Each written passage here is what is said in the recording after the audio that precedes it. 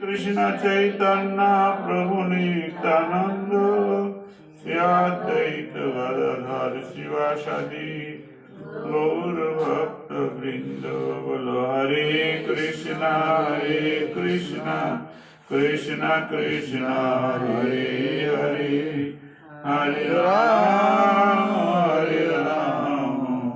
राम राम हरे हरे।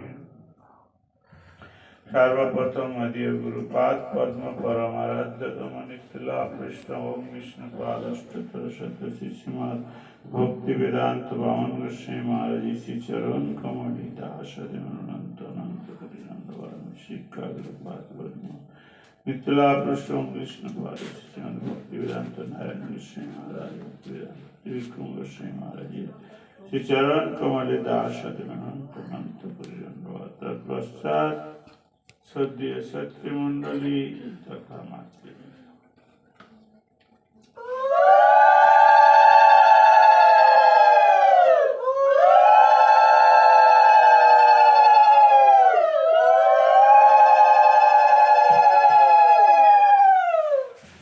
बोलो एकादशी तिथि बड़ा की एकादशी तिथि पालनकारी भक्तवृंद की जय। एकादशी नाम की आज के पुत्रदा माने पुत्र दान करे যাদের পুত্র নাই তারা পুত্র পাবে একাদশীটা করলে, কিন্তু যাদের পুত্র বেশি হচ্ছে তারাই একাদশীটা করলে পুত্র বন্ধ হবে কি? এখন পুত্র খুব দেশে কম হচ্ছে, আমরা মঠে ওই জন্য ব্রহ্মচারী পাচ্ছি না। এখন পুত্র বেশি দরকার, আবার মেয়ের সংখ্যা বেশি হচ্ছে। মেয়ে কি করবো বলো দেখি?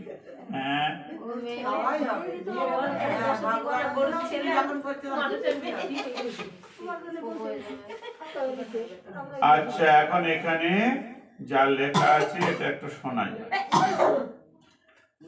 পৌষ মাসে শুক্লপক্ষিয়া পুত্রদা একাদশীর মাহাত্ম্য ভবিষ্যৎতর পুরাণে শ্রীকৃষ্ণ যুধিষ্ঠির সংবাদে বর্ণিত হইয়াছে।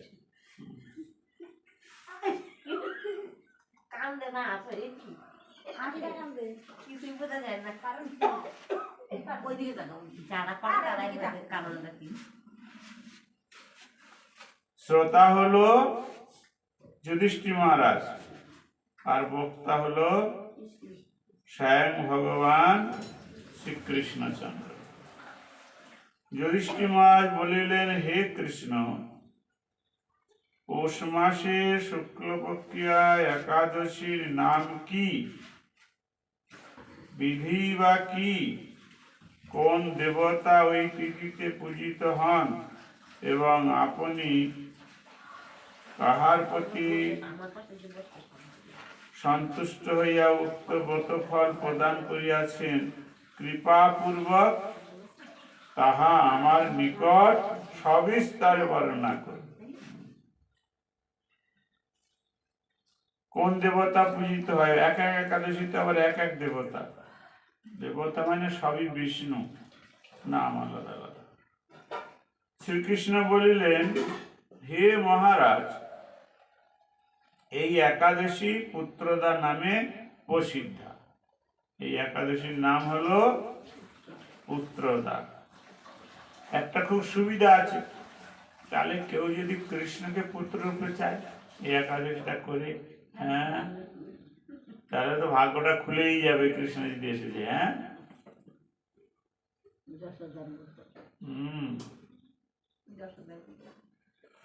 ইহা সর্বপাপ বিনাশিনী ও কামদা। সর্বপাপ বিনাশ করে, কামদা মানে মনে যে কামনা বাসনা আছে সেটাও পূরণ করে। সিদ্ধিদাতা নারায়ণ ইহার অধিষ্ঠাত্রী দেবতা। এই একাদশীতে নারায়ণ হলো পূজনীয়। নারায়ণের এই একাদশীর দেবতা হলো নারায়ণ ঠাকুর। লক্ষ্মী নারায়ণ বলে। ত্রিলোক মধ্যে ইহা তুল্য ব্রত নাই। এই ব্রত পালনকারীকে নারায়ণ বিদ্বান ও তপস্বী করিয়া থাকে। যদি এই ব্রত করে সে খুব বিদ্বান হবে এবং তপস্বী হয়। পুরাকালে ভদ্রাবতী নামক নগরীতে সুকেতু নামক নামে এক রাজা ছিলেন। অনেক পুরানো কালের কথা। ভদ্রাবতী নামে একটা নগর ছিল, আমাদের যেরকম একটা নবদ্বীপ ধাম। আর সেখানে যে রাজা ছিলেন সুকেতু তার নাম, সুকেতু মান নাম। তাহার রানীর নাম ছিল চম্পকা। রাজ দম্পতি উভয়ে বেশ সুখেই কাল অতিবাহিত করিয়াছিলেন, শান্তিতে। কোন যুদ্ধ লড়াই নেই, খুব শান্তিতে তারা রাজত্ব করেছিল। নিজেরাও ঝগড়া করতো না। আমাদের বাড়িতে নিজেরা মাঝে মাঝে ঝগড়া করে, হ্যাঁ, তাও করতো না। বংশ রক্ষার জন্য বহুদিন যাবৎ ধর্মক্রিয়াদি অনুষ্ঠান করিয়াও যখন পুত্র লাভ হইল না, তখন রাজা দুশ্চিন্তায় কাতর হইয়া পড়িলেন। হ্যাঁ, ভালোই তো যাচ্ছিল, কিন্তু একটা কম হয়ে যাচ্ছে। আমি মরলে আবার কে রাজা হবে? তার জন্য তো একটা ছেলে চাই, ছেলেই হচ্ছে না। কত ধর্ম করলো, কত কি করলো, ছেলেই হয় না। রাজা ও রানী শোক সন্তপ্ত থাকায় তাহাদের প্রদত্ত তর্পণ জল পূর্ব পুরুষগণ অতি দুঃখের সহিত গ্রহণ করিতেন। পুত্র পুত নামে নরক আছে। যারা বিয়ে তা করলো, তারা যদি সন্তান তাদের না হয়, ওই পুত নামের নরকের বা পিতৃঋণ তাদের শোধ হয় না। ছেলে একটা তো হওয়া দরকার বিয়ে থা করলে। এ রাজা রানীর ছেলে হয় নাই, তার পিতৃপুরুষগণকে পিণ্ড দান করতে গেলে তারা খুব দুঃখে, ওগুলো ন্যায় বটে, কিন্তু মনে তাদেরও শান্তি নেই। তোদের ছেলে পুলে নেই, আটকুড়ার হাতে নেওয়া। আটকুড়া বলে না, কি বলে?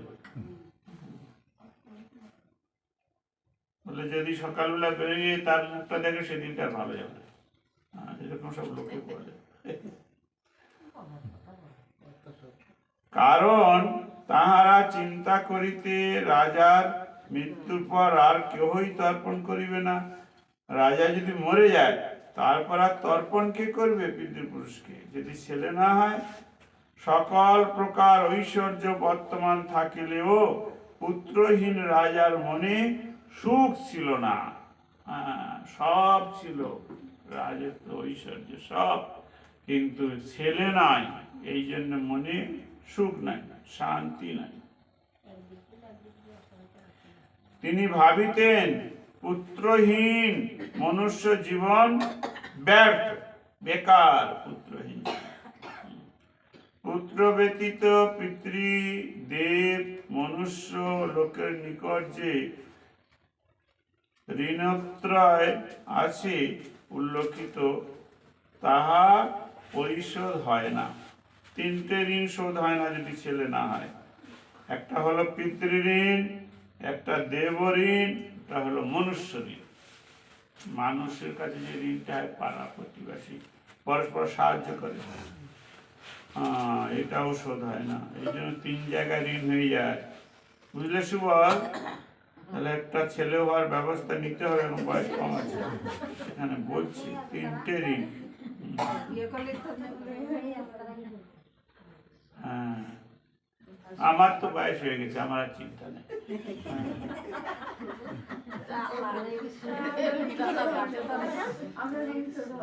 ঋণ শোধ হয়ে যাবে, বয়স হয়েছে।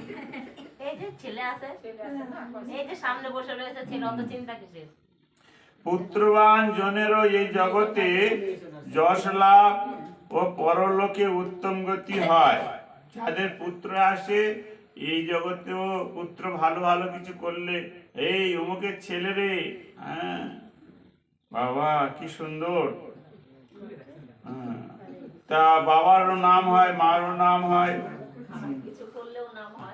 আমরা এরকম বলি যশোদা নন্দন, মানে মা যশোদার নামটা হয়ে গেল কৃষ্ণের জন্য। হ্যাঁ, নন্দনন্দন, হ্যাঁ, বসুদেব নন্দন, হ্যাঁ, তাহলে মার নাম, বাবার নাম, সবার নাম হয়ে যাচ্ছে। হ্যাঁ,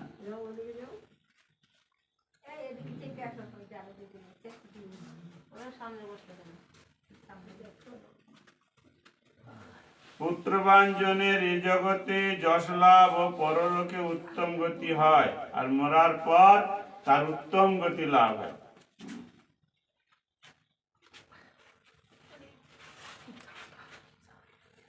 এবং তাহাদের আয়ু, আরোগ্য, সম্পত্তি প্রভৃতি বিদ্যমান থাকে। রাজা নানা দুশ্চিন্তাগ্রস্ত হইয়া আত্মহত্যা করিবেন বলিয়া স্থির করিলেন।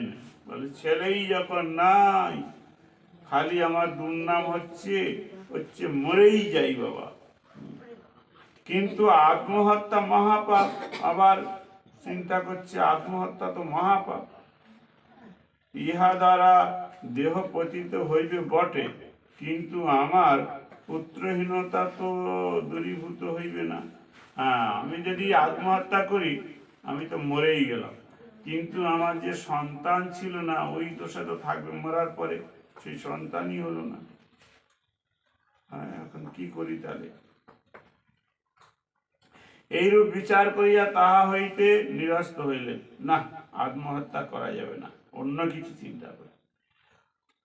অতঃপর রাজা একদিন সকলের অজ্ঞাতে অশ্ব আরোহণ পূর্বক, কারকে না জানিয়ে ভোরে ভোরে মঙ্গলারতির আগে উঠে, হ্যাঁ, একটা ঘোড়ার পিঠে চড়ে বাড়ি থেকে বেরিয়ে চলে গেছে, রাজ্য থেকে নিবিড় বনে গমন করিলেন। একদম গভীর জঙ্গলে চলে গেছে।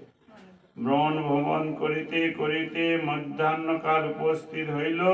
তখন ক্ষুধায় তৃষ্ণায় অতিশয় কাতর হইলেন। হ্যাঁ, সবাইকে বুঝিয়ে সুঝিয়ে ঠিক করা যায় অল্প স্বল্প, একজনকে কোন রকমই ঠিক করা যায় না। সে কে? পেট মহাজন। হ্যাঁ, পেট মহাজন যে আমাদের আছে, ও কোনো কথা ধার ধারে না। হ্যাঁ, ও তো মহাজন, সবচেয়ে বড় মহাজন। আমরা খাটি কার জন্যে? হ্যাঁ, সবচেয়ে বড় মহাজন আমাদের পেট। দিন রাত ওর ঋণ শোধ করতে করতে আমাদের জীবন শেষ। সকালে উঠে চা থেকে আরম্ভ করে দিতেই থাকো, দিতেই থাকো একটা একটা। এখন এখন রাজার তো পেট, এখন খিদে হয়ে গেছে, এবার কি করবে? ইতস্তত চতুর্দিকে জলাদির অনুসন্ধান করিতে করিতে রাজা চক্রবাক, রাজহংস, মকর ও বহুবিধ মৎস্য আদি পরিপূর্ণ একটি মনোহর সরোবর ও তৎসমীপে মণিগণের আশ্রম দর্শন করিলেন। সেই জঙ্গলে ঘুরতে ঘুরতে দেখছে অনেক পক্ষী উঠছে, যারা জলচর। তারপরে দেখছে একটা সুন্দর সরোবর, আর সেই সরোবরের তীরে ঋষিমণিদের সব আশ্রম। অতঃপর রাজা অশ্ব হইতে অবতরণ পূর্বক সরোবর তীরে বেদ পাঠ নিরত মণিবৃন্দের চরণে দণ্ডবত প্রণাম করিলেন। সেই সাধুদের দর্শন করে রাজার মনে একটু আনন্দ হল। কেন? সাধুরা সব করতে পারে, ভক্তদের ইচ্ছা পূরণ করতে পারে, তাই ওনার মনে আনন্দ হয়েছে। মুনিগণ রাজাকে জিজ্ঞাসা করিলেন, হে মহারাজ, আমরা আপনার প্রতি প্রসন্ন হইয়াছি, আপনার কি প্রার্থনা ব্যক্ত করুন। এই গভীর জঙ্গলে আশ্রমে এসেছেন মানে কিছু আপনার দরকার আছে, তা আমরা আপনার প্রতি প্রসন্ন আছি, কি চাই তাই বলুন। রাজা বলিলেন, আপনারা কে এবং কি জন্যই বা এখানে সমাবেত হইয়াছেন? আপনার কোথাকার ঋষি, এখানে তো থাকেন না, কোথা থেকে এসেছেন? তদুত্তরে মুনিগণ বলিলেন, হে মহারাজ, আমরা বিশ্বদেব নামে প্রসিদ্ধ স্নানের জন্য এই সরোবরে আগমন করেছি। হ্যাঁ, এই কদিন পরে আসবে না মকর সংক্রান্তি, তখন স্নানের জন্য কত ভিড় হবে। তো এরা বিশ্বদেব নামে একটা তিথি আছে, সেই তিথিতে স্নান করলে ওই সরোবরে কিছু মনের বাসনা পূর্ণ হয়। অদ্য পুত্রদা নামক একাদশী তিথি, মনুষ্যগণকে পুত্রদান করেন বলিয়াই ইহার নাম পুত্রদা। ইহা শুনিয়া রাজা বলিলেন, হে মুনিবৃন্দ, আমি অপুত্র। আসল কথা বলতে কি আমি যেন এসেছি, আমার ছেলেপুলে নাই। পুত্র কামনায় অধীর হইয়া পড়িয়াছি। এক্ষণে আপনাদের দর্শনে হৃদয়ে আশার সঞ্চার হইয়াছে। আমি তো একদম অনেক দেবদেবী পূজা করেও ছেলেপুলে হয় নাই, নিরাশ হয়ে গেছিল। কিন্তু আপনাদের দর্শন পেয়ে আমার একটু মনে আশা হলো, হতে পারে ছেলে আমার।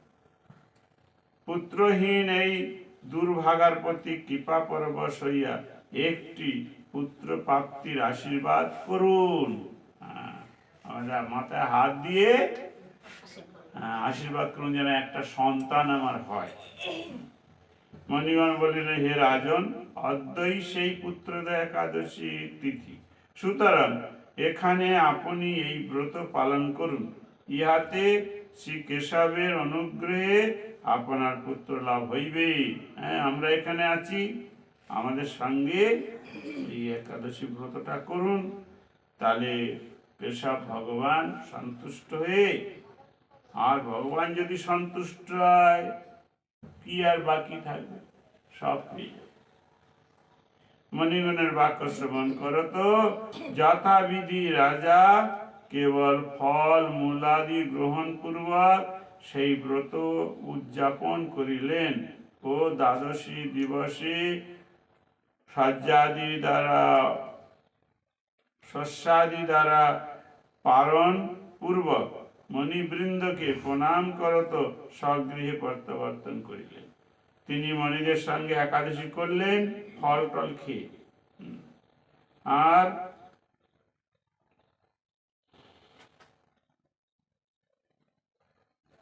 পরের দিনে পালন যেভাবে করার নিয়ম আছে সেইভাবে পালন করে মণি ঋষিদের প্রণাম করে নিজের বাড়ি চলে গেলেন।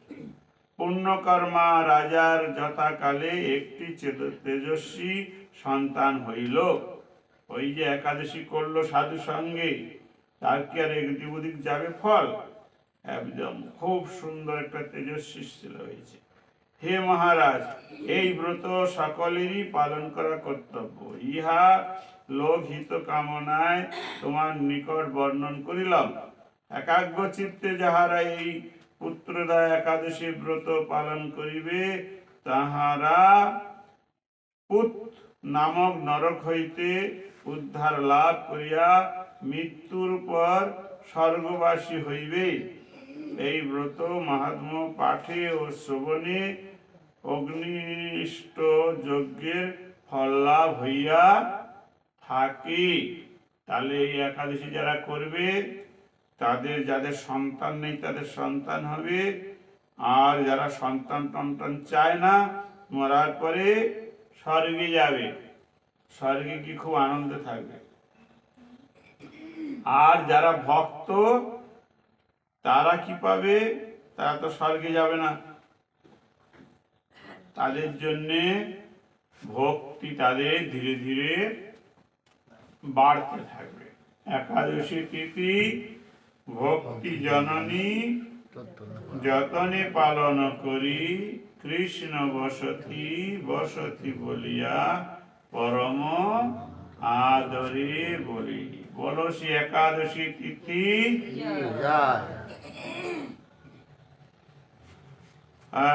এখন আমরা মহাপ্রভুর সঙ্গে নগর কীর্তনে যেতে হবে। যা ঠান্ডা দিয়েছে মহাপ্রভু, নগর কীর্তনে বেরোনো রে বাবা।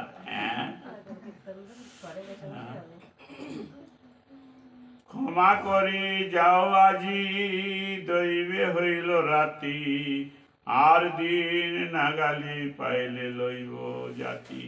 সেই যে কাজী, সে খোলটোল ভেঙে বলে আজকে সন্ধ্যা হয়ে যাচ্ছে, রাত হয়ে যাচ্ছে, আজকে চলে যাচ্ছি।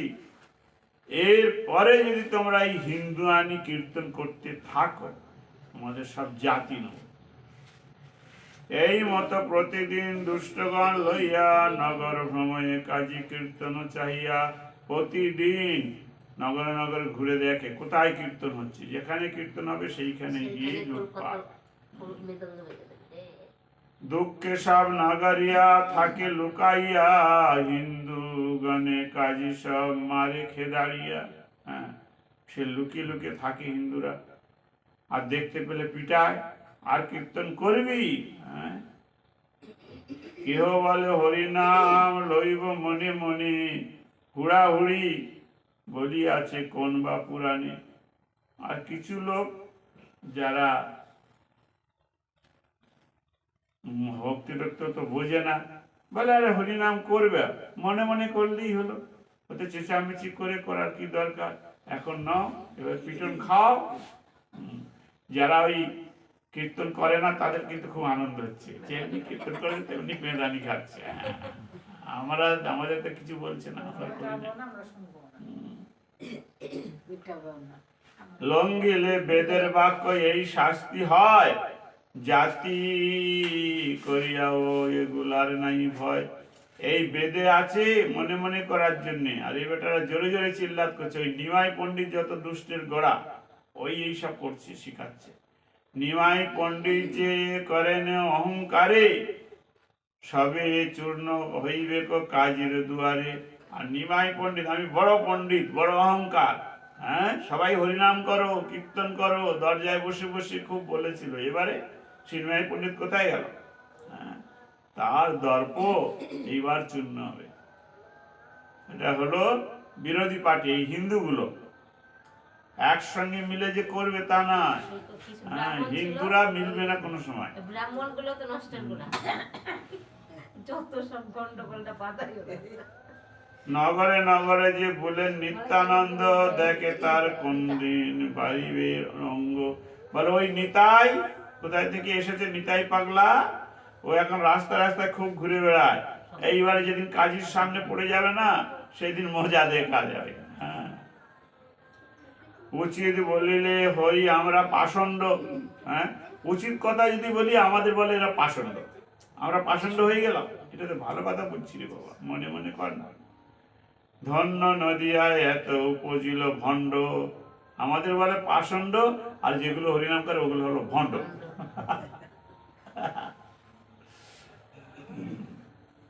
আর ভণ্ডগুলোর এবার কাজী ধরছে, মারছে। ভয়ে কেউ কিছু নাহি করে প্রত্যুত্তর, প্রভু স্থানে গিয়া সবে বলেন। এবারে যারা কীর্তন করতো এই লোকগুলো এরকম বলছে, পাষণ্ডরা, ওরা আর ভয়ে কিছু বলছে না, বললে আবার কাজীকে নিয়ে আসবে ডেকে। এই জন্যে চুপচাপ করে ওখান থেকে গিয়ে একদম মহাপ্রভুর কাছে চলে এসেছে। প্রভুর কাছে গিয়ে বলছে, প্রভু আপনি যে বললেন আমি যে নাম করা শেখাচ্ছি, এই নাম গাও, এই নাম গেয়ে এখন আমাদের পিটন পড়ছে যে।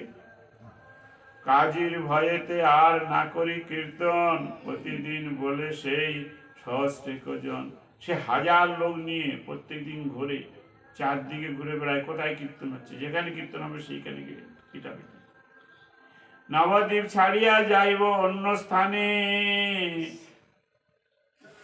গোচরিল এই দুই তোমার চরণে। বলছে তো আপনার চরণে এটাই নিবেদন করলাম, কীর্তন তো আমরা ছাড়বো না, কীর্তন তো আমরা করব, কিন্তু এখানে করলে তো এরা পিটাবে, করতে দিচ্ছে না। নবদ্বীপ ছেড়ে অন্য জায়গায় গিয়ে কীর্তন করো। কীর্তনের বাধা শ্রবণে প্রভুর ক্রোধ, প্রভুর রাগ হয়ে গেছে। বলছে, হ্যাঁ, কীর্তনে বাদী। কীর্তনের বাদ শুনি প্রভু বিশ্বম্ভর, ক্রোধে হইলেন প্রভু রুদ্রমূর্তিধর। একেবারে শিব ঠাকুর রেগে গেলে যেরকম, সেরকম হয়েছে। অহংকার করে প্রভু শচীর নন্দন, কর্ণধরি হরি বলে নগরিয়াগণ, এত জোর মহাপ্রভু এবার চিৎকার করে বলছে, সে লোকের যেন কান ফেটে যাবে, সব কানে হাত দিয়ে। প্রভু বলে, নিত্যানন্দ হও সাবধান, এইক্ষণে চলো সব বৈষ্ণবের স্থান, সব বৈষ্ণবের বাড়ি বাড়ি যাও। সর্বনবদ্বীপে আজি করিমু কীর্তন, দেখু মরে কোন কর্ম করে কোনজন। সব নবদ্বীপে আজকে কীর্তন হবে। হ্যাঁ, এই যে ঘরে ঘরে হচ্ছিল, ঘরে না, এখন বাইরে রোডের উপর হবে। দেখি কে কি করে। আমার সব বৈষ্ণবদের খবর দিয়ে দেও, সব আসো। দেখি আজি কাজীর পড়াও ঘর দ্বার, কোন কর্ম করে দেখো রাজা বা তাহার। কাজীর ঘর বাড়ি সব পুড়িয়ে দেবো। কীর্তনে বাদী হয়েছে, দেখি রাজা কি করে। প্রেম ভক্তি বৃষ্টি আজি করিমু বিশাল, পাষণ্ডী গণের সে হইব আজি কাল। আজকের আমি পাষণ্ডীদের কাল দেখাবো খেল আজকে। চলো চলো ভাই সব নগরিয়াগণ, সর্বতে আমার আজ্ঞা করহ কতন। যাও তোমরা সবার বাড়ি বাড়ি বলো, হ্যাঁ, আজকে নিমাই পণ্ডিত রাস্তায় কীর্তন করবে। কার কিরকম জোর আছে এসে দেখুক। কৃষ্ণের রহস্য আজি দেখিবে যে, এক মহাদ্বীপ লইয়া আসিবে সে। হ্যাঁ, সন্ধেবেলা আরম্ভ হবে, রাত্রে খেল হবে। হ্যাঁ, তা যারা যারা যোগ দেওয়ার ইচ্ছা, একটা করে দ্বীপ নিয়ে আসবা। ভাঙিব কাজীর ঘর, কাজীর দুয়ারে, কীর্তন করিমু দেখু কোন কর্ম করে। কাজীর ঘরে গিয়ে কীর্তন করবো, দরজা ভেঙে। হ্যাঁ, দেখি বেটা কি করে। অনন্ত ব্রহ্মাণ্ড মোর সেবকের দাস, মুই বিদ্যমানেও কি ভয়ের প্রকাশ। বলে, অনন্ত ব্রহ্মাণ্ড সব তো আমার সেবকে চালাচ্ছে, আমার দাসের দাস সব। আর সেই আমি এখানে আছি, আর আমার সামনে কীর্তন বন্ধ, দেখাচ্ছি খে।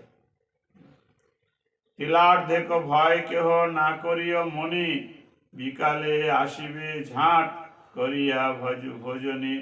ভালো করে পেট ভরে খাবে, হ্যাঁ, নাচতে হবে তো, গায়ে বল চাই। খেয়ে দে, একটা করে বাতি নিয়ে আসো।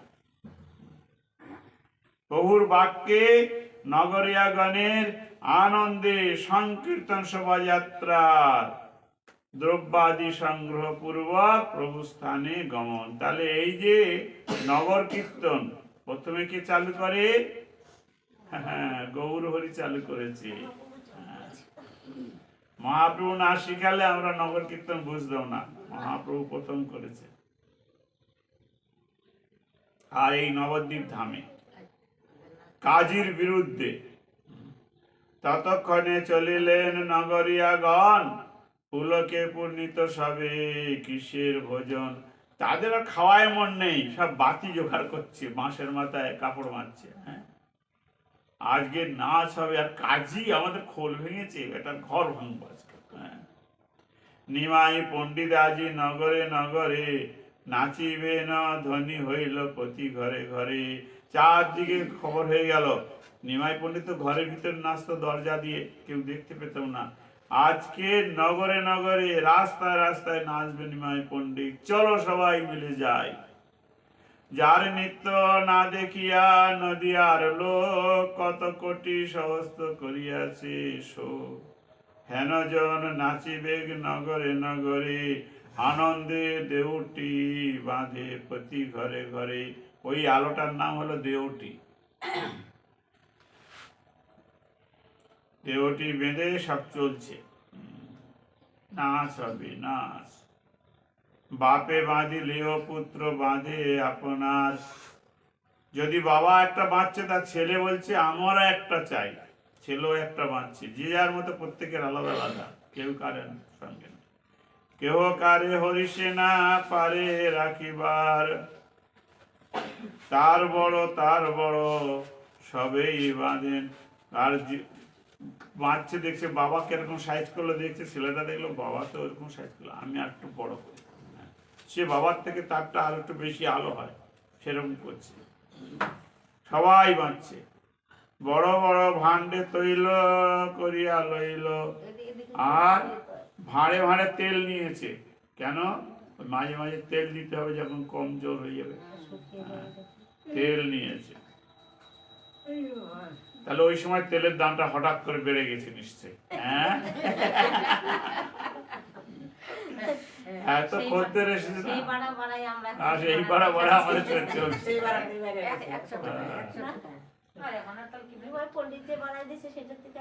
অনন্ত অর্বুদ লক্ষ লোক নদিয়ায়, দেবটির সংখ্যা করিবার শক্তি কায়। বলছে অর্বুদ অদ্ভুত লোক, হাজার হাজার লোক, আর সব লোক তো জুটেছে, সবাই দেউটি জ্বেলেছে, তা কত আর গুনবো। হ্যাঁ, ইতিমধ্যে যে যে ব্যবহারে বড় হয়, সহস্রে সাজাইয়া কঞ্জ নিলয়। যারা খুব ধনী পয়সা কড়ি আছে, সে লোকের দিয়ে হাজার হাজার বেঁধে দান করছে। হ্যাঁ, তেলের ভাঁড় দিচ্ছে আর একটা করে দেউটি দিচ্ছে। হইল দেউটিময় নবদ্বীপপুর, স্ত্রী বালক বৃদ্ধের অঙ্গ বাড়িল প্রচুর। আরে বাবা, স্ত্রীলোক গুলোও যাচ্ছে, বাচ্চাগুলোও যাচ্ছে, কেউ ছাড়ছে না, প্রচুর লোক হয়ে গেল। এই শক্তি অন্যের কি হয় কৃষ্ণ বিনি, তবু পাপী লোক তা জানিল এতদিনে। বলে কৃষ্ণ ছাড়া কি এগুলো হয়, এত লোক জোগাড় করা? ঈশ্বর আজ্ঞার মাত্র সর্বনবদ্বীপ, চলিলা দেউটি লই প্রভুর সমিত। এখন হাজার হাজার লোক প্রভুর বাড়িতে এসে হাজির, সব দেউটি জেলে। শুনি সর্ব বৈষ্ণব আইল ততক্ষণে, সবারে করে না আজ্ঞা সচির নন্দনে। বৈষ্ণবরাও এসে গেছে, এমনি সাধারণ লোকেরও খুব ভিড়, আর বৈষ্ণব তো এসেছে। আগে নৃত্য করিবেন আচার্য গোসাই, এক সম্প্রদায় গাইবেন তার ঠাঁই। অদ্বৈত আচার্য প্রভু প্রথমে নৃত্য করবে, ওনার সঙ্গে একটা কীর্তনের গ্রুপ থাকবে। মধ্যে নৃত্য করিবে করি যাইবেন হরিদাস, এক সম্প্রদায়ে গাইবেন তার পাশ। তারপরে হরিদাস ঠাকুরের একটা দল থাকবে, হরিদাস ঠাকুর কীর্তন করবে, আর বাজনা বাজাতে বাজাতে একটা দল যাবে তার সঙ্গে। তবে নৃত্য করিবেন শিবাস পণ্ডিত, এক সম্প্রদায় যাইবে তার ভিড়। তারপরে শিবাস পণ্ডিতের একটা দল যাবে কীর্তন করতে, তিনটে দল হয়ে গেল। নিত্যানন্দ দিকে মাত্র চাহিলেন প্রভু, নিত্যানন্দ বলে তোমার না ছাড়িব কভু। নিত্যানন্দ প্রভুর দিকে তাকিয়েছে, তোমার একটা দল করে দেবো? বলে আমি তোমার সঙ্গে, তোমার ছেড়ে এধার ওধার যাব না। হ্যাঁ, ধরিয়া বলিব প্রভু এই কার্য মোর, তিলক হৃদয়ে পদ না ছাড়িব তোর। এক সেকেন্ডের জন্য তোমার চরণ আমি ছাড়বো না, তোমার সঙ্গে আমি।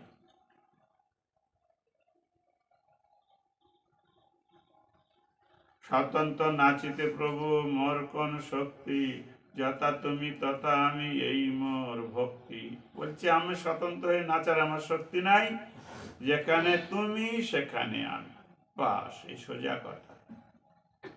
প্রেমানন্দ ধারা দেখি নিত্যানন্দ অঙ্গে, আলিঙ্গন করি রাখিলেন নিজ সঙ্গে। আর নিতাইয়ের চোখে সবসময় প্রেমের জল হয়েছে। মহাপ্রভু দেখে খুব খুশ হলো, আলিঙ্গন করে নিজের সঙ্গে রেখে দিল। এই মতো যার যেন চিত্তের উল্লাস, কেহ বা স্বতন্ত্র নাচে, কেহ প্রভু পাশ।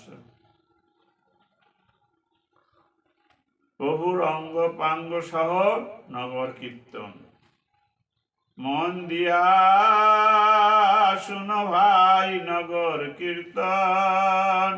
যে কথা শুনিলে ঘুচে কর্মের বন্ধন। বলছে এই নগর কীর্তনটা মন দিয়ে শোনো, এটা শুনলে কি হবে না, কর্মবন্ধনটা তোমার খুলে যাবে। কর্মের জন্যে আমাদের বারবার জন্ম হয়, বারবার মরণ হয়।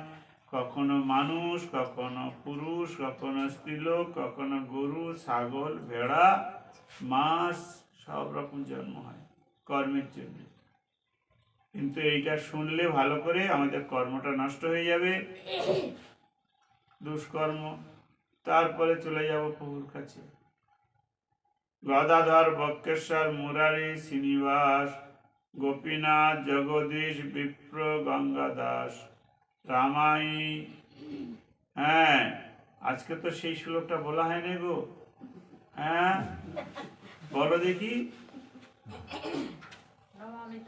হ্যাঁ,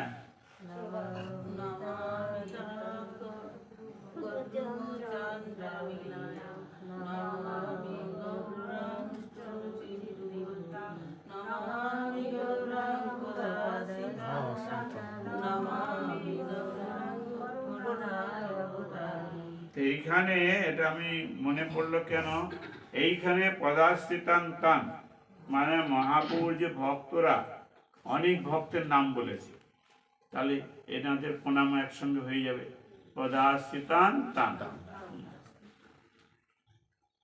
তা বলছেন গদাধর প্রভুর নাম বললেন, গদাধর, বক্রেশ্বর, বক্রেশ্বর প্রভু খুব ভালো নৃত্য করতে পারে, মুরারি ভালো কীর্তন করতে পারে, শ্রীবাস প্রভু বড় কীর্তনিয়া, গোপীনাথ সব বড় বড় কীর্তনিয়া, গোপীনাথ, জগদীশ, বিপ্র, গঙ্গাদাস, রামাই, গোবিন্দানন্দ, শ্রীচন্দ্রশেখর, বাসুদেব, শ্রীগর্ভ, মুকুন্দ, শ্রীধর। এই মুকুন্দর কীর্তনটা এত মিষ্টি, হ্যাঁ, মধুর মধুর তার কণ্ঠস্বরটা, প্রভুর কীর্তন খুব ভালোবাসে। গোবিন্দ, জগদানন্দ, নন্দন, আচার্য, শুক্লম্বর আদি যে যে জানে এই কার্য, যারা যারা সব কীর্তন জানে তাদের দিয়ে সবে সব দল সাজাবে। অনন্ত চৈতন্য বৃত্ত কত জানি নাম, বেদব্যাস দ্বারে ব্যক্ত হইব পুরাণ। বলে অনন্ত হলো মহাপ্রভুর ভক্ত, কত নাম জানব। সাঙ্গ পাঙ্গ অস্ত পারিষদে প্রভু নাচে, ইহা বর্ণিবারে কি নরের শক্তি আছে। সাঙ্গ পাঙ্গ অস্ত্র, সুবল প্রভু শ্লোকটা কি গো?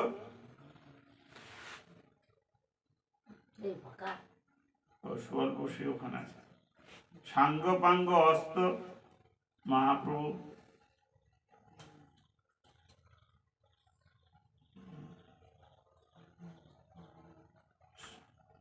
অস্ত্র সহই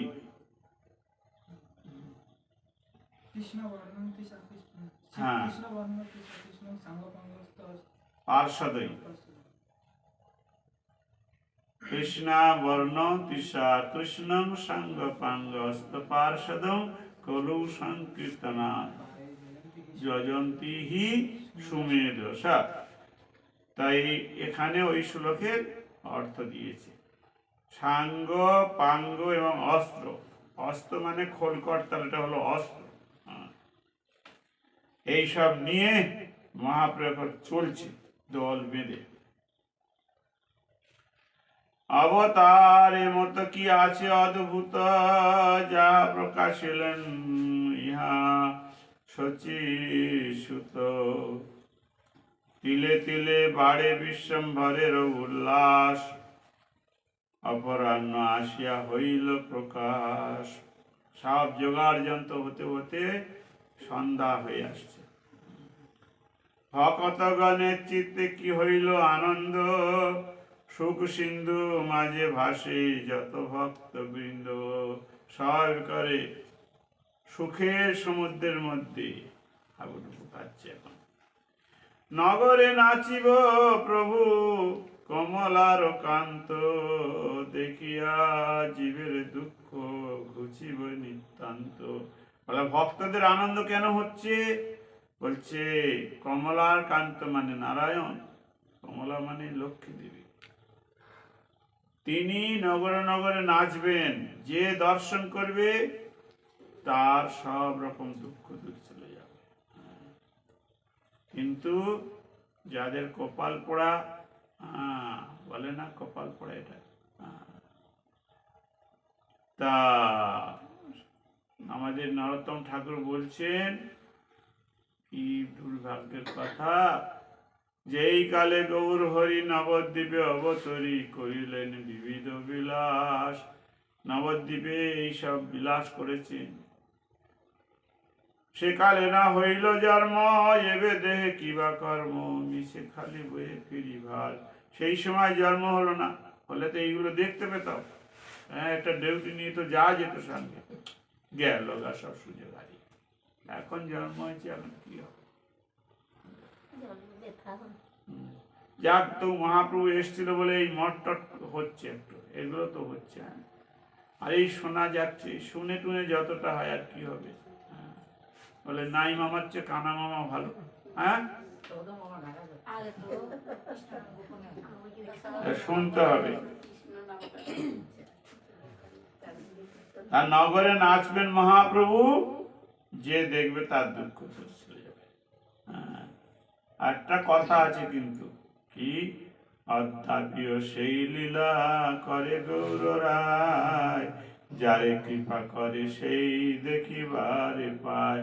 ওই নগর কীর্তন এখনো গৌরহরি দেখাতে পারে, যদি সেরকম ভক্ত হয়, তাকে কৃপা করবে, সে দর্শন পাবে। সবাই পাবে না, ওই সময় তো সবাই দর্শন পেয়েছে, কিন্তু এই সময় কোনো বিশেষ বিশেষ ভক্তরা দর্শন পাবে। স্ত্রী বালক বৃদ্ধ কিবা স্থাবর জঙ্গম, সবে নিত্য দেখিলে সর্ববন্ধ বিমোচন। বলছে যারা দেখবে তাদের সবাই বন্ধ বিমোচন হয়ে যাবে, সবাই মুক্ত হয়ে যাবে। কারা? স্ত্রী, বালক, বৃদ্ধ, স্থাবর জঙ্গম। স্থাবর মানে গাছপালা, এরা চলতে পারে না। জঙ্গম মানে পশু পক্ষী ইত্যাদি। মানুষ তো উদ্ধার হবেই হবে, পশু পক্ষীও উদ্ধার হয়ে যাবে এই মহাপ্রভুর নিত্য দর্শন করে।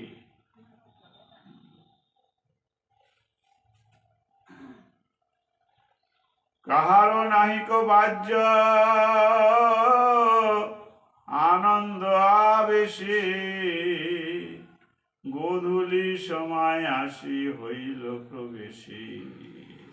গোধূলি সময় কোন সময়? তা গরুগুলো যখন ঘরে আসে, আগে গরু মাঠে চড়তো না, সে গরু যখন ঘরে আসে সন্ধ্যার একটু আগে। কোটি কোটি লোক আসি আশায় দুয়ারে, পরশিয়া ব্রহ্মাণ্ড হরিধ্বনি করে। কোটি কোটি লোক এসে গেছে। বলে কোটি কোটি লোক কি করে হলো? দেবতারা সব খবর রেখেছে, দেবতারা মানুষের বেশ ধারণ করে ওই দলে ঢুকে গেছে, ঢুকে গিয়ে দ্বীপ জেলে নাচ। হুঙ্কার করিয়া প্রভু সচির নন্দন, শব্দে পরিপূর্ণ হইল সবার শ্রবণ। হুঙ্কারের শব্দে সবে হইল বিহল, হরি বলিবি সবে দ্বীপ জ্বালিল সকল। গৌর হরি একবার হুঙ্কার করছে, দ্বীপ জ্বালো, আর বলার সঙ্গে সঙ্গে সবাই আনন্দে দ্বীপ জ্বেলে ফেলেছে। লক্ষ কোটি দ্বীপ সব চতুর্দিকে জ্বলে, লক্ষ কোটি লোক চারিদিকে হরি বলে। হ্যাঁ, কোটি কোটি লক্ষ লক্ষ লোক চারদিকে হরি বলছে, আর চারদিকে দ্বীপ জ্বলছে। সে একটা মজার মতো দেখা জিনিস হলো। তখন এইসব মোবাইল ছিল না, তাহলে ফটাফট ছবি তোলা যেত, হ্যাঁ, ভিডিও কল করা যেত, দেখতেই পারতাম। হ্যাঁ, কপাল আমাদের নাই, সে কপাল আর কি হবে। কিবা সভা হইল সে বলিতে সত্যিকার, কি সুখে না জানি হইল অবতার। কিবা চন্দ্র সবে, কিবা সবে দিনমণি, কিবা তারাগণ জলে কিছুই না জানি। বলছে চাঁদ উঠলো না, সূর্য উঠলো না, তারা জ্বলছে, কিছুই বোঝা যাচ্ছে না, চারদিক শুধু আলো জ্যোতি। সবে জ্যোতির্ময় দেখি সকল আকাশ, জ্যোতি রূপে কৃষ্ণ কিবা করিল প্রকাশ। চারদিক আকাশ বাতাস, চারদিক সব আলো আলো হয়ে গেছে। হরি বলি ডাকিলেন গৌরাঙ্গ সুন্দর, সকল বৈষ্ণবগণ হইল সত্তর। মহাপ্রভু হরি বললেন, মানে রেডি সব? জিজ্ঞেস করলেন। হরি বলে করিতে লাগিলা প্রভু বেড়িয়া কীর্তন, সবার অঙ্গেতে মালা শ্রী ফাগু চন্দন। সবার গলায় মালা, আজকে পালে চন্দন দিয়েছে। করতাল মন্দিরা সবার শোভে করে, কোটি সিংহ জিনিয়া সবেই শক্তি ধরে। করতাল নিয়েছে, মৃদঙ্গ মন্দিরা মৃদঙ্গ নিয়েছে সব। চতুর্দিকে আপন বিগ্রহ ভক্তগণ রহিল, বাহির হইল প্রভু শিশচিনন্দন। চারদিকে ভক্ত আর মহাপ্রভু বেরিয়েছে।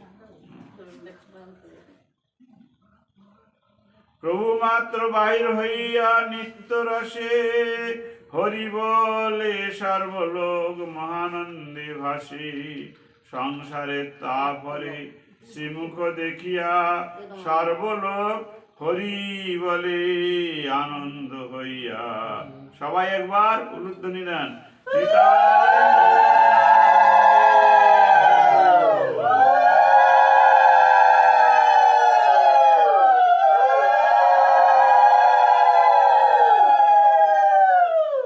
এবারে মহাপ্রভু দরজার ধারে এসে গেছেন, নগর কীর্তনে বেরিয়েবেন। সব ভক্তদের ডেকেছেন, সবাই রেডি হয়েছে। এবারে নগর কীর্তন বেরোতে হবে। এরকম সময় সব দীপদার কাজ জ্বালা হয়েছে, কে জ্বালে নাই, একটু আগে পিছিয়ে হচ্ছে।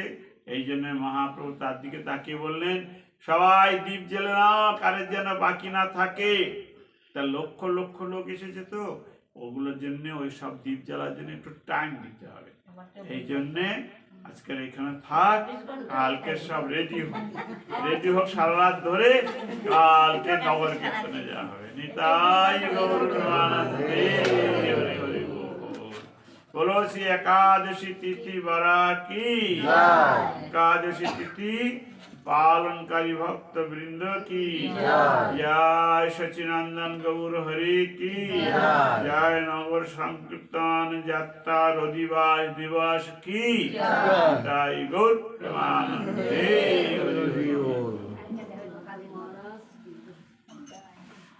हरे कृष्ण कृष्ण कृष्ण हरे हरे हरे राम राम राम राम हरे हरे हरे कृष्ण कृष्ण कृष्ण हरे हरे हरे राम राम राम हरे हरे हरे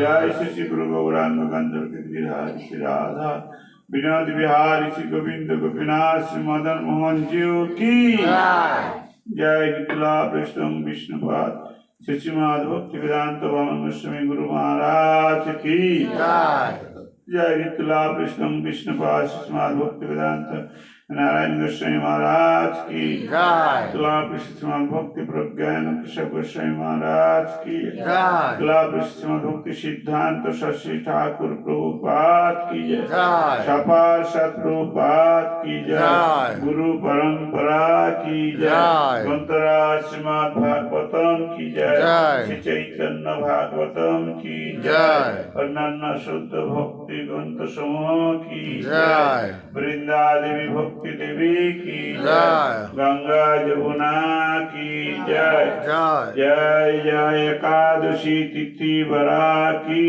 जय एकादशी तिथि पालनकारी भक्त वृंद की सपार सदगौर सुंदर की निताय गौर प्रेमानंदे हरि बोल। जय भक्ति वेदांत जनार्दन कृष्ण गुरु महाराज की